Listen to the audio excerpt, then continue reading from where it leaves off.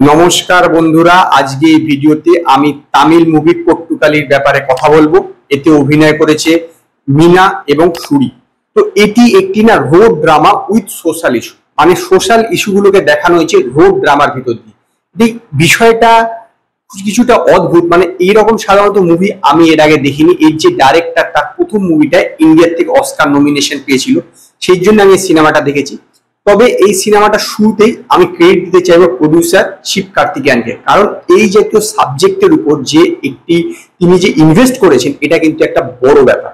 তো এই সিনেমার গল্পটা হচ্ছে যে সুরি এবং মিনা দুইজনে ভাই বোন। তো মিনার একটি ছেলের সঙ্গে প্রেম ছিল যে তাদের থেকে লোয়ার কাস্ট, সেই কারণে তাদের বাড়ির লোকজন মেনে নেয়নি এবং তাদের মধ্যে ব্রেকআপ করিয়ে দেয়।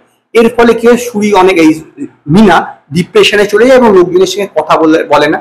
তো সবাই এটা ভেবে নেয় যে তার উপর কোনো কালা জাদু করেছে। তো তাকে একজন বাবার কাছে নিয়ে যাচ্ছে, মানে ঝাড়ফুঁক করানোর জন্য।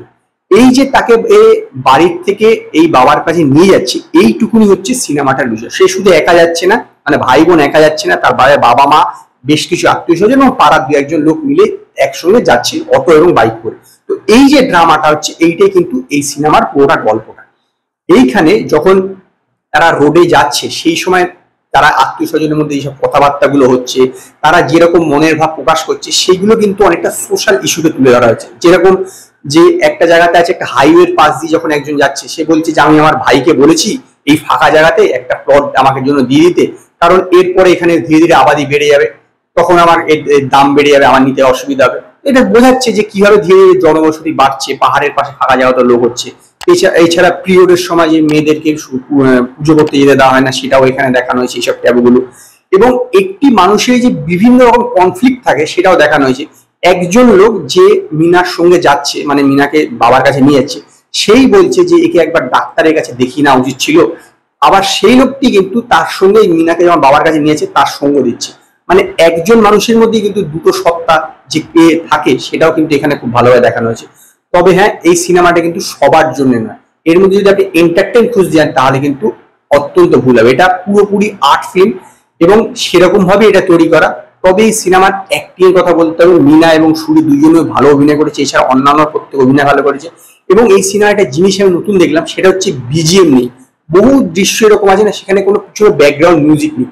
একদম অরিজিনাল যে সেখানে শুট হয়েছে, সেই সময়কার যে মিউজিক, একটা রাস্ট মিউজিক, র মিউজিক, যে রাস্তায় যাওয়ার সময় যে একটা অদ্ভুত আওয়াজ হয়, সেই সবগুলোকে এখানে তুলে ধরা আছে। এতে কি হয়েছে যে মূল জিনিসটা, যে ফিলিংটা, সেটা কিন্তু ধরা পড়েছে। মিনার চরিত্রটা বেশিরভাগ সময় কোনো কথা নেই, জাস্ট চোখে এক্সপ্রেশন দিয়ে পুরো ফুটিয়ে ধরেছে। নো ডাউট এটি একটি ভালো সিনেমা। তবে আমি আবারও বললাম, এর মধ্যে যদি আপনি এন্টারটেইন খুঁজতে যান, তাহলে কিন্তু ভুল করবেন। এটি একটি পুরো আর্ট ফিল্ম এবং একটি অন্য ঘরানার সিনেমা। এবং যারা এই জাতীয় ঘরানার সিনেমা দেখতে পছন্দ করে, তাদের জন্য এই সিনেমাটা তাদেরই সম্ভবত ভালো লাগে, বাকিদের কিন্তু অতটা ভালো নাও লাগতে পারে। এবং সেই কারণে আমি পর্তুগালের সিনেমাটাকে 5-এর মধ্যে 3টে স্টার দেবো। যদি আপনারা এই মুভিটা দেখে থাকেন, তো আপনারা কমেন্টে জানাবেন আপনাদের এই মুভিটা কিরকম লেগেছে।